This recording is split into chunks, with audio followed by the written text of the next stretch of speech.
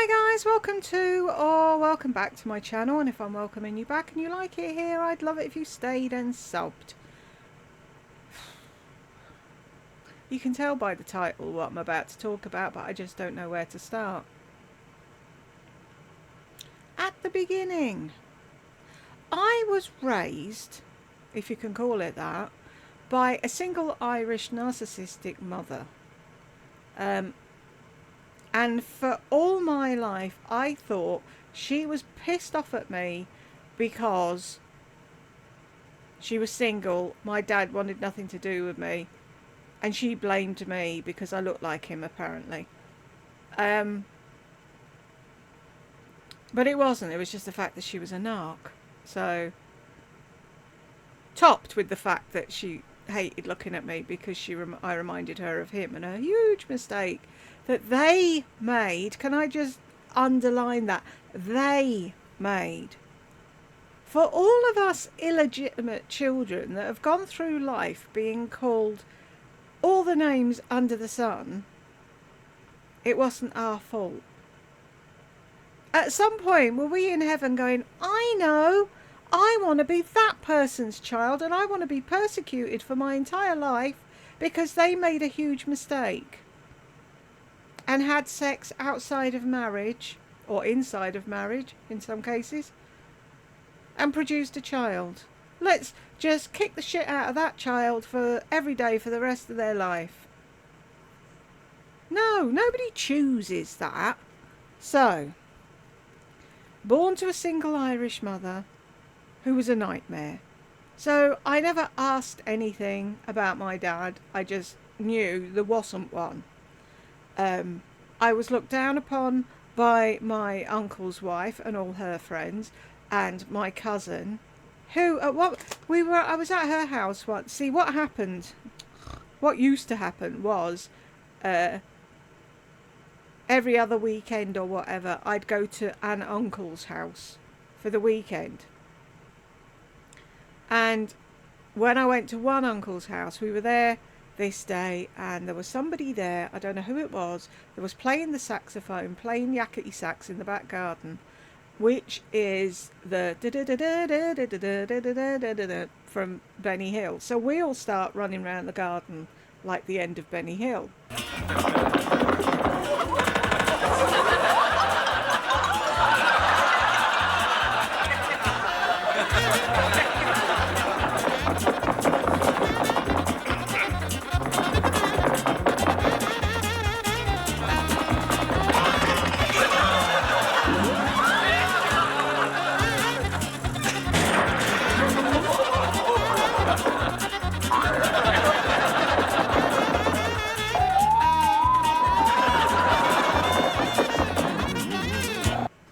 American viewers, I will try and find a clip and put it in. I'll have to put it in with no sound probably because I'll get dinged for yakety sax. But anywho, so we were doing that, and I don't know how old I was. I was very young. Anywho, we all came in, absolutely knackered, plonked on a settee, and there was me, my uncle, and my cousin. And she bolted up and she went, "Don't you dare sit next to my daddy just because you haven't got one." And my gran happened to be there that weekend, and she was absolutely fuming. She wanted to slap her. And it was like, that's what I had to put up with. Being called a bastard. The whole 9 yards. Anywho. So, never asked about my dad. Wasn't in the least bit interested. Went to secondary school, and they said you can learn to play an instrument. Pick an instrument. And I was like, cool. Can I learn the saxophone? And they're like, no, sorry, we don't do the saxophone. But you can play clarinet. And I was like, okay, I'll do clarinet. Came home from school that day with a clarinet in a case. And I said to my mum, oh, we got to choose an instrument today, and I picked the clarinet. She went drip white. And I'm like, so were you? I said, I asked for the saxophone, but then she looked like she was going to puke. And it's like, what is the problem?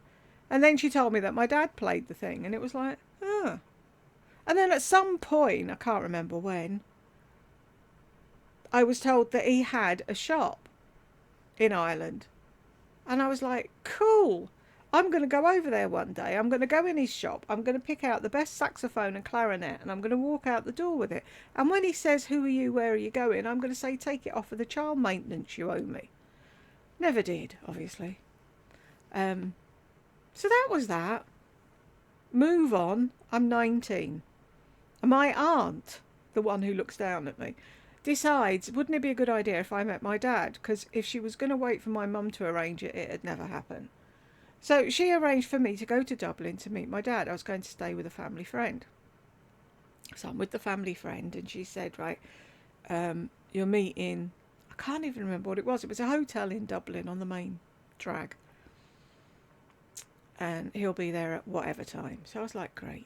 So I got there, looked around reception, and I said to the woman at the reception desk, I said, is it okay if I sit here? I'm meeting somebody and it doesn't look like they're here yet. And she said, yeah, of course. Sat down, got my book out, was reading my book. And I realised I'd got through like 3 or 4 chapters and there was no sign of this bloke. And I'm like, no. So I'm going to see if I can find these pictures and put them in. But I had this tiny weeny little piece of cardboard with him on it.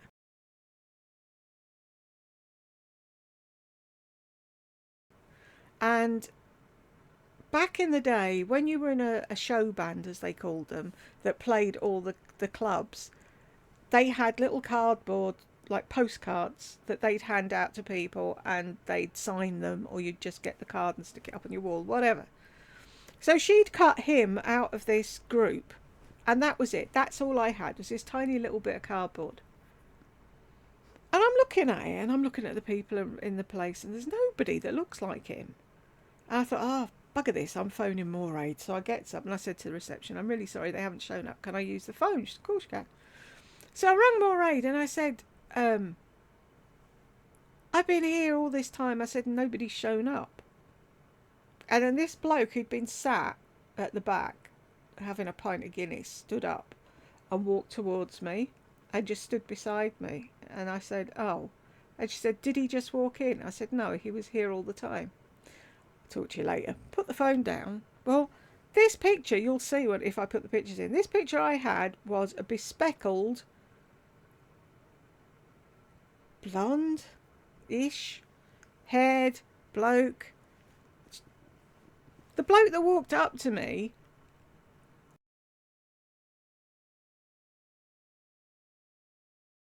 had a flat nose, curly hair, didn't look anything like this, and that was him. Anyway, so we went for a drink somewhere, and I was saying, you know, I'm looking for him, and he was like, oh yeah, a bullock crashed into the car and broke his nose years and years ago, and it was like, oh right, so, and we're chatting, and everything's going fine, and then he says the immortal line, I only married my wife because she was pregnant. And it's like, one, why are you telling me that? Is that supposed to endear me to you somehow? Oh, you know, your mum probably would have been my wife if she told me she was pregnant first or whatever. Anywho, then we went for a Chinese. Then he drove me back to more aids. And as I'm getting out of the van, he said, what are you going to call me? I was like, does he actually expect me to call him Dad? I'm 19. This is the first time I've ever laid eyes on him. And he's saying, what are you going to call me? I was like, night, Barry. And I just shut the door and went back to more raids. And he had said in the meeting that when I said I played clarinet and saxophone, he was like, oh, you're the only one that ever was drawn to play those instruments. And I was like, oh well, maybe you should have married my mum. So that was that. I'm trying to think, when was the next time? He was playing at the Cork Jazz Festival, and we were over there on holiday, and we went one night. Someone took a picture of the 3 of us, and for some reason my mum's in it like that. I'm there, and he's like a teeny little thing at the side. I think he was cut in half.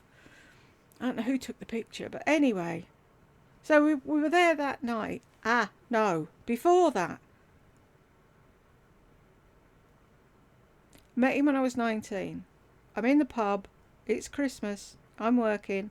Phone goes, and my governor says, Barry's on the phone for you. And I'm like, ooh, is he ringing to wish me a happy birthday? That'd be a first in fucking 27 years. So I picked up the phone and I was like, hello. And he said, oh, I'll ring to wish you Merry Christmas. And it's like, yeah, it's my birthday as well. Oh, is it? Yeah. Never mind. And he says, Sean's here. He wants to talk to you. His son. Sean thinks, well, Sean's been told he's on the phone to his friend in London. So Sean comes on the phone. So I'm like, hi, Sean. Happy Christmas. How are you? I know who you are. Sorry? I know who you are. I said, who do you think I am? You're my sister. I was like, can someone get me a chair? And I'm like, how do you know? It's Dad got letters from you and he hid them in his saxophone case and I found them. I was like, oh, so how does that make you feel? That's great. When can we meet? Fine.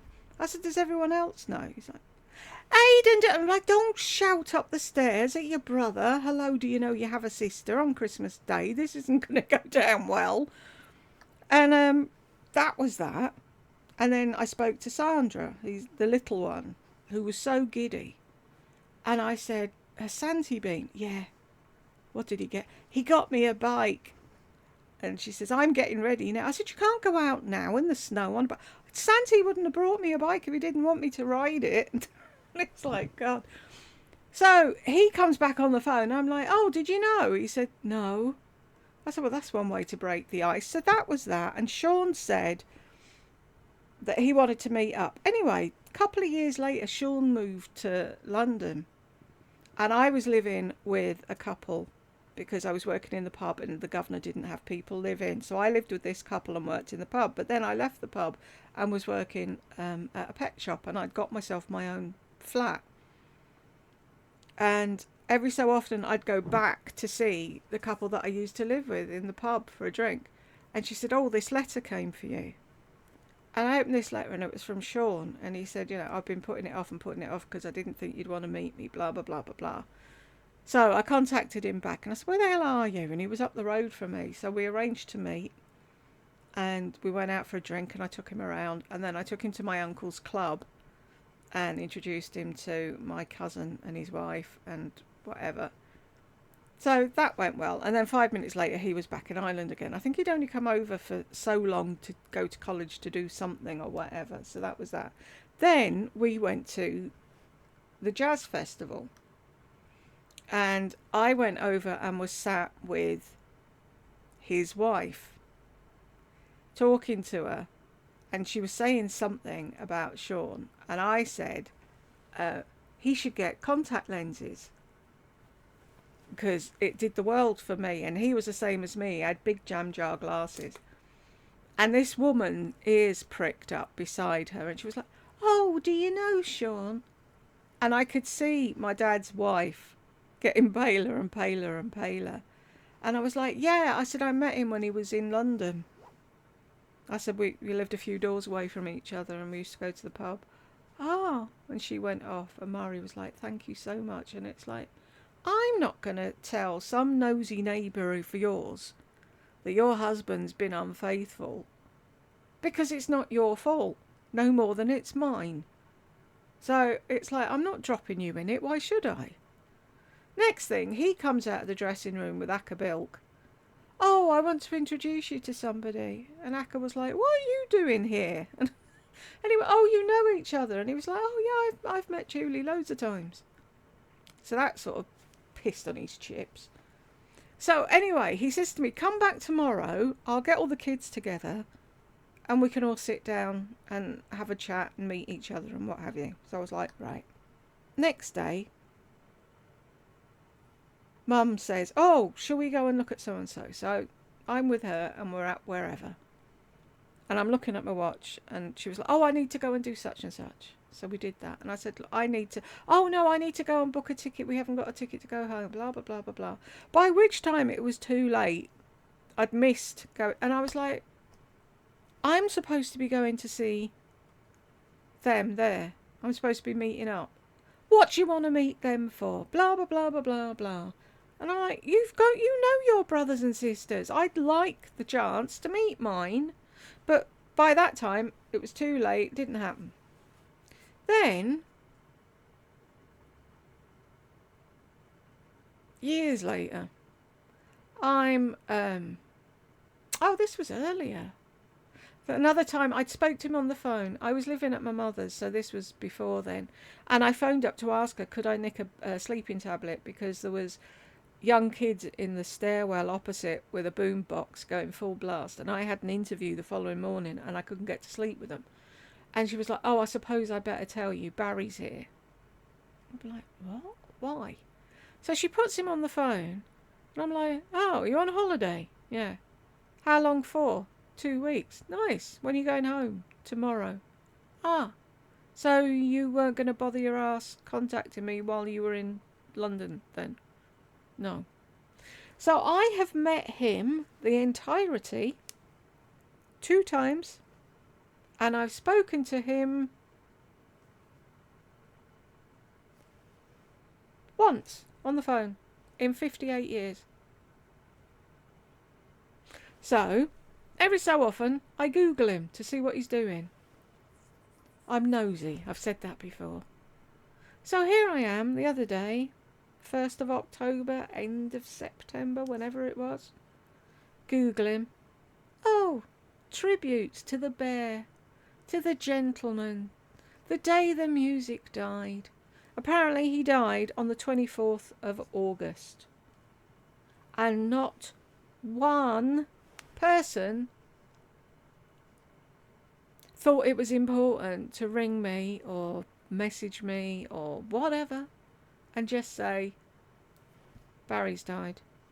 I had to read it in the paper. And it's like,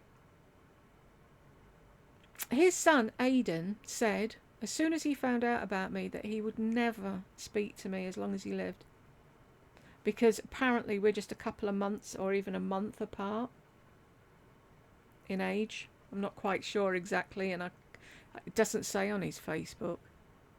So he hated me from the day he found out about me, and it's like, whoa. That's the dehumidifier, by the way. I'm sorry if it's too loud. It's like, excuse me, it's not my fault. It's your father and my mother. Have a word with them. What did I do? I didn't do fucking anything. And it said in the paper that he'd been in a hospice. And it's like, do you not think some of them might have thought maybe now would be the time for him to say what he needs to say, or for me to say what I need to say to him, get it off our chests or whatever, before he dies? No. So he was in a hospice for however long he was in a hospice, and then he died, and then I had to read it in the paper 2 months later, or however many, a month later, that he was dead. And then all I can see are these glowing references for him. Oh, Barry was such a great man. He was this and he was that. And it was like, he had an illegitimate daughter that he decided to fucking sweep under a rug and never, ever tell anybody about. And then I was reading one newspaper post, and it said at the bottom, somebody's book about, what was it? Hang on. Let me see if I've still got it here to refer to. Barry is featured in Harry's book, Stars, Showbands and Troubadours, available in the Sound Shop, price €20. And it's like, do you know what you should write? You should write a book about travelling bandsmen's illegitimate children. Because I've said numerous times that I was tempted to do a DNA test and find out how many others there are. Because I absolutely guarantee you, I am not the only one. No way am I the only one. So it sort of knocked the wind out of me when I read it, because it was like, right, I always thought I was unimportant. This is just fucking totally cemented how unimportant I am.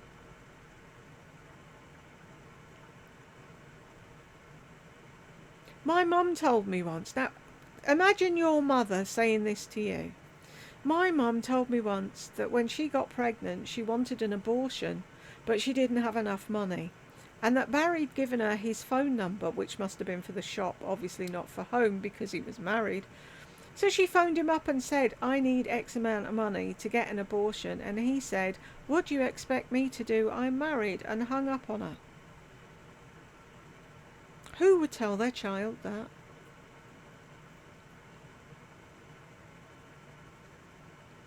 So I wanted an abortion. I said, well, maybe you should have had one. It would have done us all a fucking favour, wouldn't it?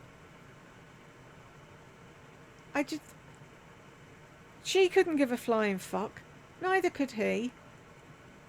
The family that I've got on her side, the majority of them look down on me and treat me like shit. His side have had absolutely fucking nothing to do with me.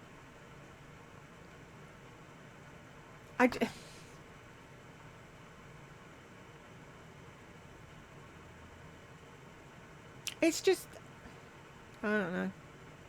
I mean, how difficult would it have been on Facebook? DM. Really sorry to tell you, Dad's in hospice. Great. Do you know what I mean? I'd have known then. I'd have been prepared.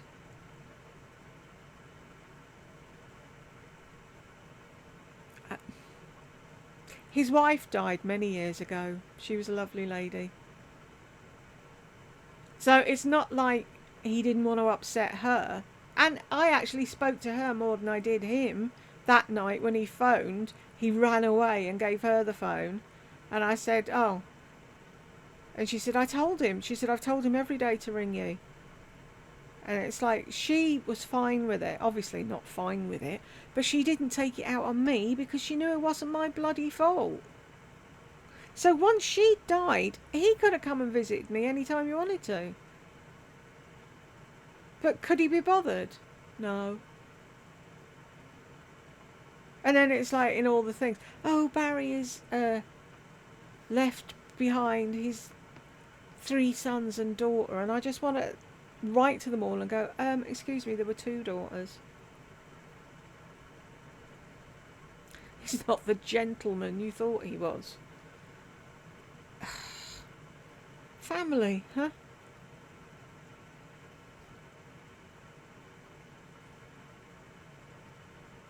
And it's like people say to me, oh, you're so strong. And, you know, you're so clever, or you're so, you know, you sort yourself out. You don't look for help. Really? Why? Why do you think that is? Because I've had none. I've had to look after myself my entire life. No one has given a fuck. Apart from my gran, who died when she was who died when I was 16.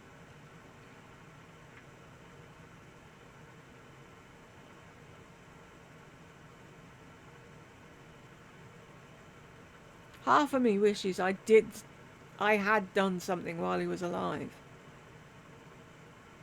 But then the other half of me is saying, do what? And would it have affected him? No. And I guarantee you, if I'd said something, they'd have said, oh no, she's just some weird woman from it. She's not related to us. I spoke to his daughter on Facebook. And once I asked a question because something had come up at the doctor's. And so I asked her about the family history. And she wrote back and she went, you asked me that before. Oh, I'm terribly sorry if I forgot your family history that I know fuck all about. And I may have asked years ago, but I need to know the answer now. Don't put yourself out and try and help me, will you? No, fine, whatever, fuck off. Anyway, so I ended up, I don't know if it was that triggered it or what. So I've ended up in a fibro flare for 2 weeks where all I've been doing is sleeping. And now I need to get back to the 9 million videos that I should have done. when I was too tired to do them all. And it's like, I'm thinking, what should I title this? And I sort of know if I put "My Dad Died," I'll get condolences. And it's like, I don't even want condolences. Do you know what I mean? It's like, I wanted him to step up when he was alive. And I kept giving him the benefit of the doubt. And did he ever? No. So, that, my friends, is why I have not been around for the last couple of weeks. And how an illegitimate daughter deals with the death of their dad. Can't call him that. I can't call him father. What is he, sperm donor? Who knows? Anyway, if you stayed to the end, thank you very much, and I hope to see you in the next one.